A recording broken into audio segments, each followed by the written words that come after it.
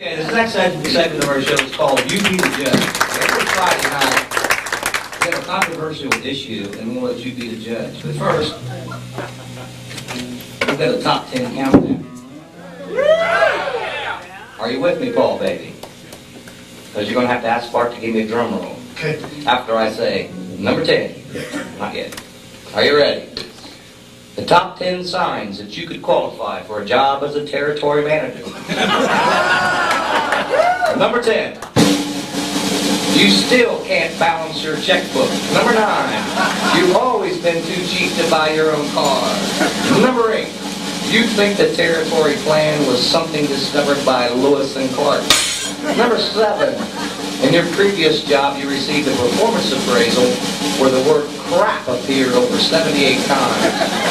Number 6. You want the job so you can tell your friends and neighbors that you're an entertainer. Number 5. Went on tour of a paper mill. You keep asking the tour guide, hey dude, what's that gizmo?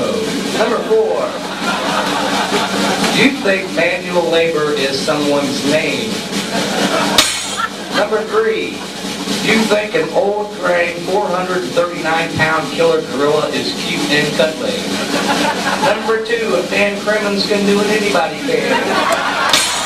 And the number 1 sign that you qualify for a job as a territory manager, you still think that mix and volume are controls on your stereo.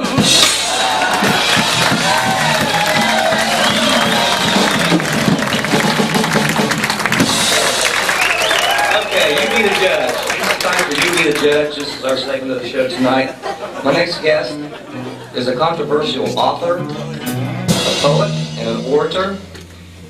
He claims to be the author of a newly released book called I Had the Dream, Not Martin Luther King.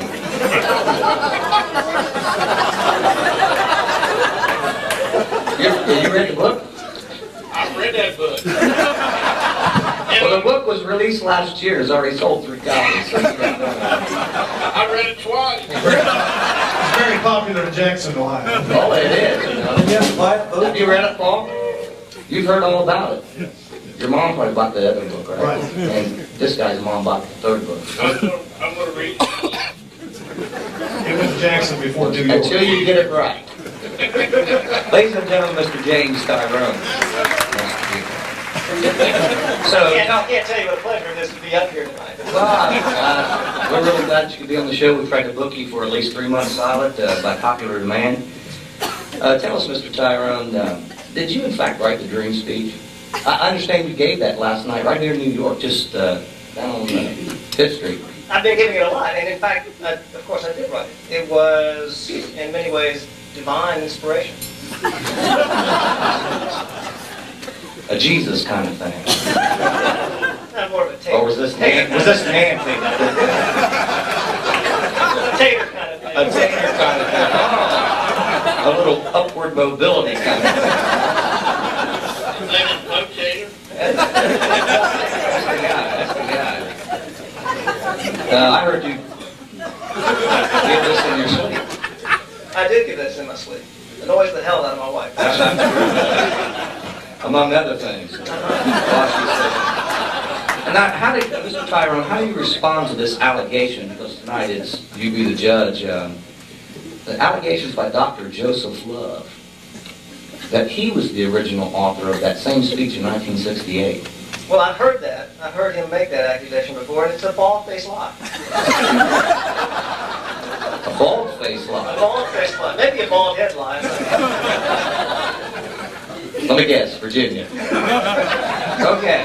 Well, and I have to believe I read the newspapers, and according to the New York Times Critic Review, it says, it was yesterday's paper, Tyrone's dream speech is an utter disappointment. If he doesn't put you to sleep after the first paragraph, you probably were already sleeping.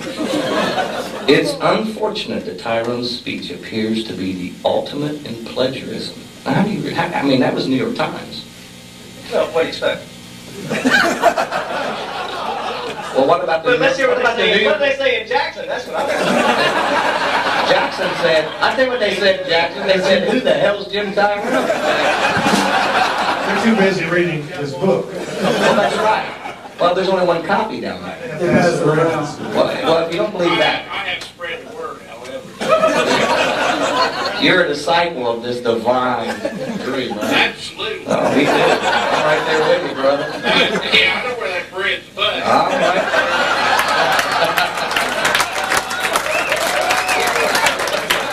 Well, if you don't believe the New York Times, the New York City News editor wrote, Tyrone simply rewrote Dr. Love's 1968 masterpiece in an attempt to convert the speech into modern-day political correctness.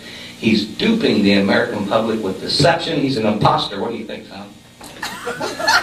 Absolutely no way. Hey, I'm sorry, Dave. I've seen the light.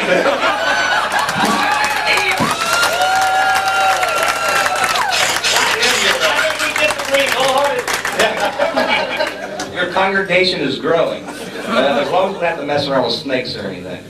Well, I'll tell you what, ladies and gentlemen, let's, because you will be the judge, Dr. Joseph Love, right, he calls right on it. I didn't even see that. Dr. Joseph Love claims he's the original author of the dream speech. His new book, I Had the Dream, Not James Tyrone, was just released this week and has already sold 40 million copies. Please welcome to the Late Show, Dr. Joseph Love. Now, Dr. Love, you have to share that microphone with Mr. Tyrone. Remember, you be the judge.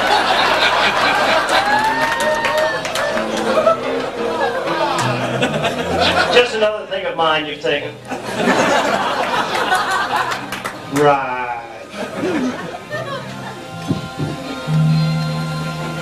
Easy on that. Easy on that, we don't want to spill any of that. So you claim to be the author of the dream speech, right, Dr. Love? That's right, Is it okay if I call Dave. you Joe?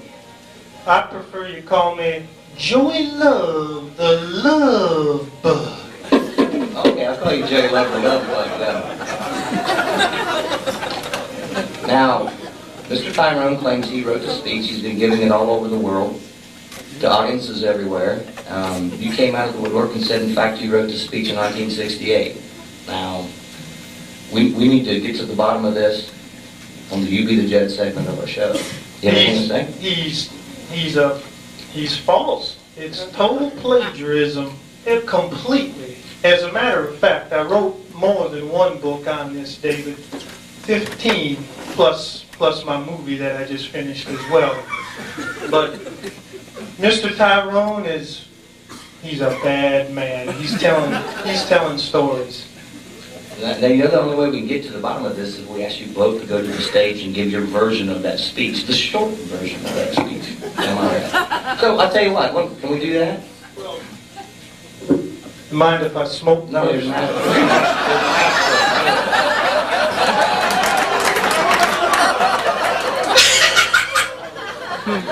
Dave, I'd have to say, there ain't nothing happened in 1968 that this fellow remembers. You're absolutely right. We'll be seeing about that on Here Come the Judge. Yeah, he forgot a little bit last night as we were going through this. Hey, as soon as you get that jizzer fired up,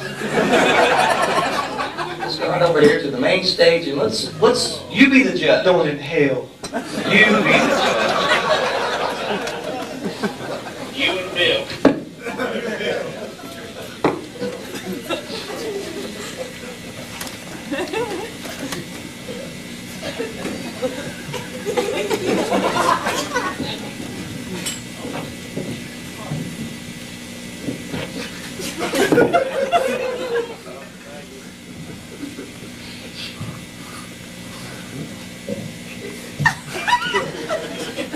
See, you got to check and read up on it there, huh?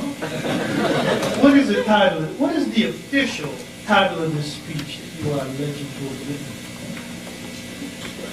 A vision for Chillicothe. There you go, right there. It's a throwback to my old book, Corporate Pipe Dream.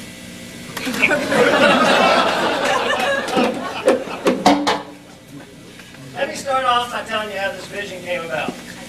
In early 1996, a members of my staff came to me and said, "We don't know what you want us to be." Now, at first, I didn't understand exactly what they meant. We had put together strategic plans and business contracts as we had in the past. And in those documents, we evaluated our markets, set goals for ourselves, and identified the key initiatives that we thought would be required for us to get here. Ooh, Daddy, where are you coming with this stuff? That's a throwback to the 1965 era? Me and Jerry Garcia of the Grateful Dead in the Haight-Ashbury district of San Francisco, we pondered the question, what is life? And you stole it from there.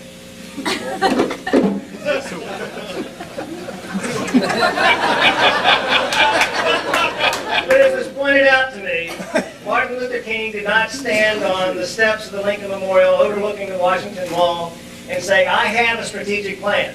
What he said was, "I have a dream."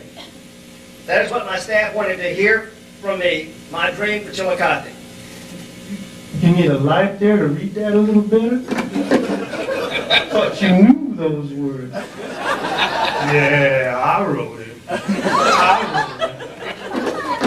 Well, there, I remember dealing with the Dr. King and Joe Baez. We writing those lyrics for him in a Tijuana opium den. You didn't write that. I took that to heart, put some words to paper, and have been sharing these words to various groups since then. With your indulgence, I'll share with you those in the rest of this document and the rest of this speech. In my dream, I see a fine paper division with enormous pride and energy. Ooh, pride and energy? We're talking amphetamines now, baby. Yeah, all right. That was my research at Berkeley. Amphetamines and barbiturates. How to get high productivity with safety. There is enormous pride and energy because everyone believes that their talents are being fully used and that they have the opportunity to contribute. You talking a commune now? I know. Oh, everybody coming together, working together, off of the land, socialistic. It ain't consistent with Republican views. Oh, Jimbo, where you coming from with this? And because of that, we're achieving superior results. In the fine paper division of my dreams, we walk around with our heads held high. You mean your head's high? Don't be twisting my words like that. Oh, that reminds me of my trip, the book I wrote. Me and Dodie. Yeah, it was titled Dodie and Me Going to Miami. We went to Washington, D.C., to the National Cathedral, and we streaked it. Stripped our clothes naked, raced down the aisle, hollering our love wedding vows. But then we got busted.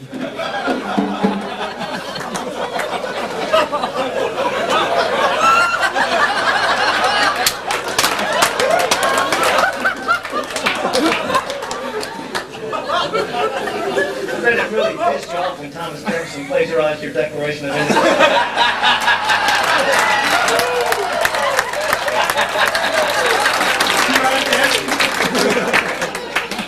Keep it clean, Jim. Get us out of here. Sponsor.